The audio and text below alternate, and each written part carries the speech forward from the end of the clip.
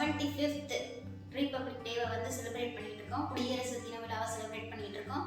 இந்த தினத்துல இந்த குடியரசு தினம் அப்படின்றது எப்படி உருவாச்சு, நம்ம ஏன் செலிப்ரேட் பண்றோம், இதோட சிறப்பம்சங்கள் என்ன, எல்லாத்தையும் இந்த வீடியோ வந்து பார்ப்போம்.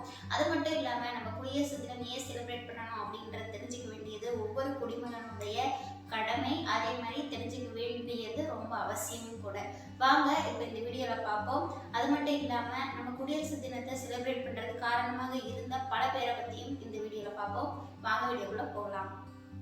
தின விழா அப்படின்றது ஒவ்வொரு வருடமும் ஜனவரி 26ஆம் தேதி கொண்டாடப்பட்டு வருது அப்படின்றது எல்லாருக்கும் தெரியும். இந்த ஜனவரி 26 இந்த குடியரசு தினத்தை கொண்டாடுறதுக்கு காரணமாக இருந்தவர்கள் பல பேர். அவங்க பற்றியும் நம்ம பார்ப்போம். இந்த குடியரசு தினத்தன்னைக்கு நம்ம ஃபர்ஸ்ட் என்ன பண்ணுவோம் அப்படின்றத நம்ம தெரிஞ்சுக்கலாம்.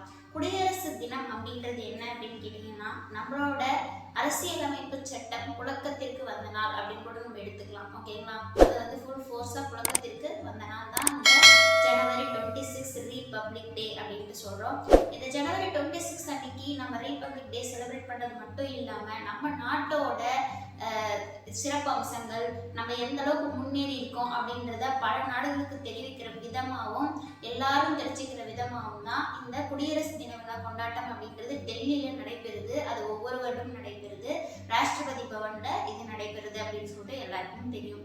இதுல நம்ம தலைமையா நம்மளோட குடியரசுத் தலைவர் அவர்கள் வந்து பங்கேற்பார்கள் அப்படின்றதும் நிறைய பேருக்கு தெரிஞ்சிருக்கலாம். இது ஒரு 90 நிமிட பேரணி மாதிரி, அதாவது ஒரு அணிவகுப்பு மாதிரி நடத்தப்படும். இதுல பல கலை நிகழ்ச்சிகள், கலை சம்பந்தப்பட்டது, நம்மளோட முப்படைகளோட அணிவகுப்பு அப்படின்னு சொல்லிட்டு பல விஷயங்கள் இதுல இடம்பெற்று இருக்கும். இதுல சிறப்பு அம்சமா பல அரசியல் தலைவர்கள், பொதுமக்கள், அப்புறம் வந்து பல சீஃப் கெஸ்ட் எல்லாம் வந்து இதுல பங்கேற்று இந்த நிகழ்ச்சியை வந்து நடத்துவாங்க. அதுதான் இன்னைக்கு நடந்து முடிஞ்சிருக்கு அப்படின்றதும் உங்களுக்கு தெரியும். 1935 அதாவது நம்ம ஆங்கிலேயர்கள் அப்ப அவங்க கிட்ட வந்து அடிமையாக இருந்த அந்த காலகட்டத்திலேயே என்ன பண்ணியிருக்காங்க அப்படின்னு கேட்டீங்கன்னா, 1935 இந்த சுதந்திர போராட்டம் நடந்துகிட்டு இருந்த டைம்லயே என்ன பண்ணியிருக்காங்கன்னு கேட்டீங்கன்னா, இந்த அரசியலமைப்பு சட்டம் அப்படின்றத வந்து கொண்டு வரணும் அப்படின்னு சொல்லிட்டு இது பண்ணியிருக்காங்க.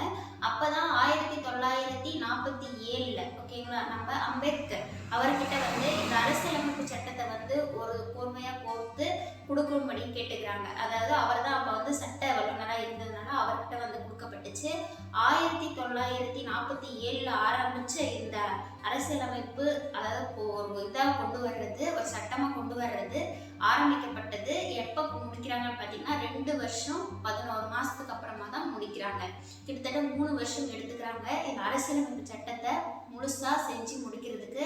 இந்த அரசியலமைப்பு சட்டத்துல என்ன இடம்பெற்றிருக்கும் பாத்தீங்கன்னா, நம்மளோட நாட்டில் இருக்கக்கூடிய அனைத்து விதமான சட்டங்கள், மக்களை வந்து ஒழுங்குபடுத்துறது, சட்டத்தை ஒழுங்குபடுத்துறது, நடைமுறைகளை ஒழுங்குபடுத்துறது அப்படின்னு சொல்லிட்டு எல்லா விதமான ஆக்டுமே, எல்லா விதமான சட்டங்களும் நிறைஞ்சதுதான் இந்த இந்திய அரசியலமைப்பு சட்டம்.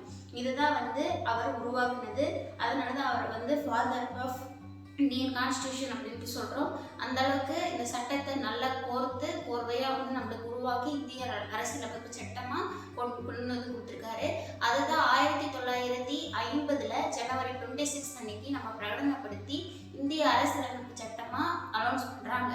அதுக்கப்புறம் 1949 நவம்பர் 26 அப்பவே என்ன ஆயிடுச்சு அப்படின்னு கேட்டீங்கன்னா, இந்த இந்திய அரசியலமைப்பு சட்டம் அப்படின்ற சொல்றது புழக்கத்துக்கு வந்துருச்சு.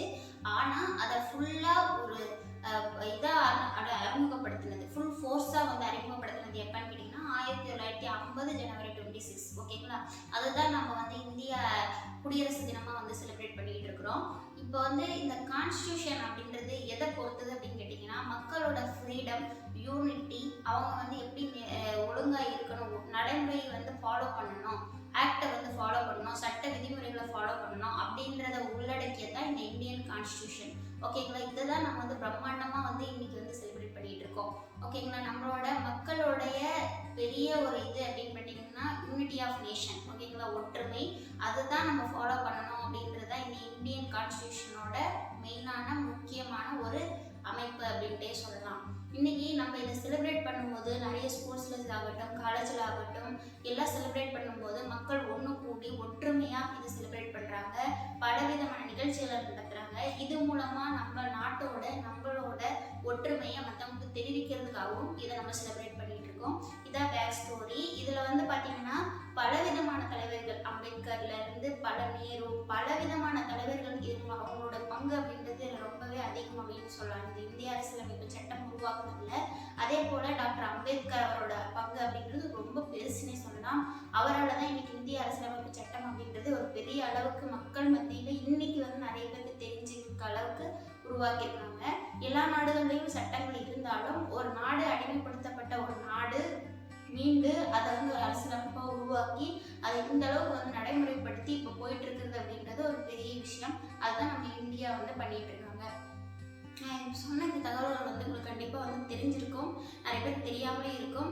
தெரியாதவங்க தெரிஞ்சுக்கிறதுக்கு இந்த வீடியோ கண்டிப்பாக யூஸ்ஃபுல்லாக இருந்திருக்கும் அப்படின்னு சொல்லிட்டு நினைக்கிறேன். உங்களுக்கு இதில் எதனா சந்தேகங்கள் இருக்குது, இல்லைன்னா எதனா மாற்று கருத்துக்கள் இருக்குனாலும் நீங்கள் தாராளமாக அதை தெரிவிக்கலாம். உங்களோட கருத்துக்களை கீழே பதிவு பண்ணலாம். இன்னொரு வீடியோவில் இன்னொரு முக்கியமான தகவலோட உங்களை பார்க்குறேன். அது வரைக்கும் வணக்கம். நம்மளோட சேனல் பிடிச்சிருந்தா மறக்காமல் சப்ஸ்கிரைப் பண்ணிக்கோங்க. இந்த வீடியோ பிடிச்சிருந்துச்சுன்னா ஒரு லைக் பண்ணுங்கள். உங்களோட ஃப்ரெண்ட்ஸ் அண்ட் ஃபேமிலிக்கும் ஷேர் பண்ணுங்கள். பாய்.